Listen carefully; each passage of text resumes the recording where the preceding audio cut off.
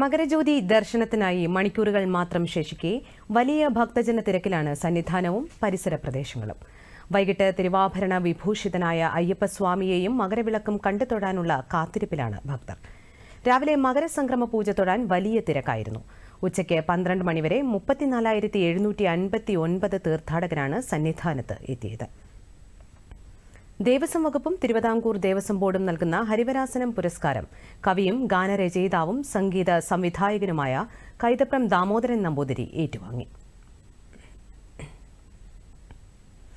സന്നിധാനത്ത് നിന്ന് കൂടുതൽ വിവരങ്ങളുമായി ദൂരദർശൻ പ്രതിനിധി ശ്രീകുമാർ ചേരുന്നു. ശ്രീകുമാർ, മകരജ്യോതി ദർശനത്തിനായുള്ള കാത്തിരിപ്പിലാണല്ലോ ഏവരും. അതുമായി ബന്ധപ്പെട്ട് തിരുവാഭരണ ഘോഷയാത്ര ഇപ്പോൾ എത്തിച്ചേരും. അതിന്റെ കൂടുതൽ വിശദാംശങ്ങൾ ഒന്ന് പങ്കുവയ്ക്കാമോ? വന്ദന, ഇപ്പോൾ സന്നിധാനത്ത് നട അടച്ചിരിക്കുകയാണ്. ഉച്ചപൂജയ്ക്ക് ശേഷം നട അടച്ചു. സാധാരണ 3 മണിക്ക് നട തുറക്കാറുണ്ടെങ്കിലും ഇന്ന് മകരവിളക്കും അതുപോലെ തന്നെ പ്രത്യേക ദീപാരാധനയൊക്കെ ഉള്ളതിനാൽ വൈകിട്ട് 5 മണിക്ക് ശേഷം മാത്രമേ നട തുറക്കുകയുള്ളൂ. 5 മണിക്ക് നട തുറന്നാലും അയ്യപ്പ ഭക്തരെ 18-ാം പടി കയറാൻ അനുവദിക്കില്ല. അത് ദീപാരാധനയ്ക്ക് ശേഷം മാത്രമേ അയ്യപ്പ ഭക്തരെ പടി കയറാൻ അനുവദിക്കുകയുള്ളൂ. ചില നിയന്ത്രണങ്ങളൊക്കെ ഏർപ്പെടുത്തിയിട്ടുണ്ട്. ഇപ്പോൾ ഫ്ലൈ ഓവറിനുള്ളിൽ പോലും അയ്യപ്പ ഭക്തരെ പടി കയറാൻ അനുവദിച്ചിട്ടില്ല. അയ്യപ്പ ഭക്തരൊന്നും ഈ ഫ്ലൈ ഓവറിൽ ഇല്ലതാനും പ്രത്യേക പാസ് മുഖാന്തരമാണ് ഓരോരുത്തരെയും ഈ സന്നിധാനത്തേക്ക് കയറ്റിവിടുന്നത്.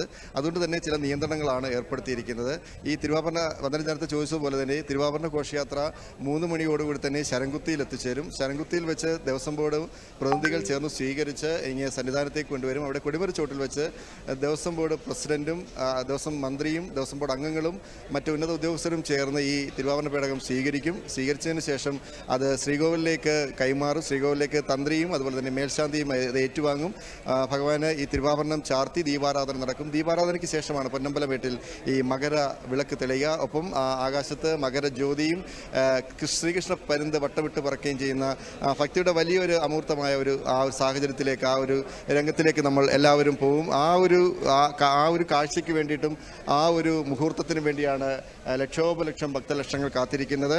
പൊന്നമ്പലമേടിൽ ഈ മകരവിളക്ക് 3 പ്രാവശ്യം തെളിഞ്ഞ് സായുജ്യമടയുന്ന ആ വലിയൊരു നിമിഷം, അതിനുവേണ്ടി തന്നെയാണ് അയ്യനെ മനസ്സിൽ ധ്യാനിച്ചുകൊണ്ട് കൃത്യമായും എല്ലാ മുന്നൊരുക്കങ്ങളോടുകൂടി തന്നെയാണ് ഓരോ അയ്യപ്പ ഭക്തനും വയ്ക്കുന്നത്. നമുക്ക് ദൃശ്യങ്ങൾ കാണാൻ സാധിക്കുന്ന പോലെ 18-ാം പടിയാണ്. ഈ 18-ാം പടി കഴുകി വൃത്തിയാക്കുന്ന ജോലിയാണ് ഇപ്പോൾ നടക്കുന്നത്. ഇനി ദീപാരാധനയ്ക്ക് ശേഷം മാത്രമേ അയ്യപ്പ ഭക്തരെ 18-ാം പടി കയറാൻ അനുവദിക്കുള്ളൂ. പ്രത്യേകിച്ചും ഈ തിരുവാഭരണം കൊണ്ടുവരുന്ന പേടകം വഹിച്ചുകൊണ്ട് വരുന്നവർ മാത്രമാണ് ഈ 18-ാം പടി കയറാൻ അനുവദിക്കുകയുള്ളൂ. അപ്പം മനോഹരമായ 18-ാം പടിയുടെ ഇങ്ങനെ ഒരു ദൃശ്യം നമുക്ക് കാണാൻ വളരെ ചുരുക്കമാണ്. ഇങ്ങനെ ആളൊഴിഞ്ഞ 18-ാം പടി കാണാൻ ചുരുക്കമാണ്. അതുകൊണ്ട് തന്നെ അതെല്ലാം വൃത്തിയാക്കി സൂക്ഷിക്കുകയാണ്. അത് അയ്യപ്പ ഭക്തരും അതുപോലെ തന്നെ ഫയർഫോഴ്സും ഒക്കെ ചേർന്ന് ഈ വൃത്തിയാക്കുന്ന ദൃശ്യങ്ങൾ കാണാൻ സാധിക്കുന്നത് പോലെ സന്നിധാനവും പരിസര പ്രദേശങ്ങളും എല്ലാം ഫയർഫോഴ്സിൻ്റെ നേതൃത്വത്തിൽ വൃത്തിയാക്കുകയാണ്. അത് ഉച്ച മുതൽ തന്നെ തുടങ്ങിയതാണ്. ഉച്ച മുതൽ തന്നെ തുടങ്ങിയ പ്രവൃത്തിയാണ്. പരമാവധി ആൾക്കാർ ഇപ്പോൾ തന്നെ ADGP S. ശ്രീജിത്തിന്റെ നേതൃത്വത്തിൽ വലിയൊരു സുരക്ഷാ സന്നിധാനത്ത് ഏർപ്പെടുത്തിയിരിക്കുന്ന സുരക്ഷാ സംവിധാനങ്ങളെ പറ്റി ഒന്ന് വിശദീകരിക്കാമോ? ADGP S. ശ്രീജിത്തിന്റെ നേതൃത്വത്തിലാണ് കർശന സുരക്ഷ ഉറപ്പാക്കിയിരിക്കുന്നത്. ഏതാണ്ട് 5000-ഓളം പോലീസ് ഉദ്യോഗസ്ഥരെയാണ് നിയോഗിച്ചിട്ടുള്ളത്. അവർ നിതാന്ത ജാഗ്രതയിലാണ്. പ്രത്യേകിച്ചും ഈ സന്നിധാനവും പരിസരവും എല്ലാം നിരീക്ഷണ വലയത്തിനാണ്. ഏത് ചലനവും അവർക്ക് വീക്ഷിക്കാനുള്ള CCTV സംവിധാനങ്ങളുണ്ട്. അതുകൊണ്ട് തന്നെ ഓരോ ഭക്തരുടെ ഓരോ നീക്കങ്ങളും മനസ്സിലാക്കാൻ കേരള പോലീസും അത് മറ്റ് സുരക്ഷാ വിഭാഗവും എല്ലാം വളരെ ജാഗ്രതയായിട്ട് നിൽക്കുകയാണ്. അതുകൊണ്ട് തന്നെ സുരക്ഷയുടെ കാര്യത്തിൽ യാതൊരു ഇതുമില്ല. പിന്നെ 1500-ഓളം ഈ സന്നിധാനത്തും പരിസരത്തും മൊത്തം 5000-ഓളം സുരക്ഷാ ഉദ്യോഗസ്ഥരെയാണ് പോലീസിൻ്റെ ഭാഗത്തു നിന്നായാലും നിയോഗിച്ചിരിക്കുന്നത്. അതുകൊണ്ട് ഈ മകരവിളക്ക് കാണാനുള്ള പോയിന്റുകളിൽ പോലും കൃത്യമായ നിരീക്ഷണമുണ്ട്. അവരുടെ ഏത് ചലനവും ഒപ്പിയെടുക്കാൻ നിരീക്ഷണ ക്യാമറകളുണ്ട്. അവർക്ക് ഒരു അപകടവും ഉണ്ടാകാതിരിക്കാനുള്ള നിതാന്ത ജാഗ്രതയിലാണ് കേരള പോലീസ്.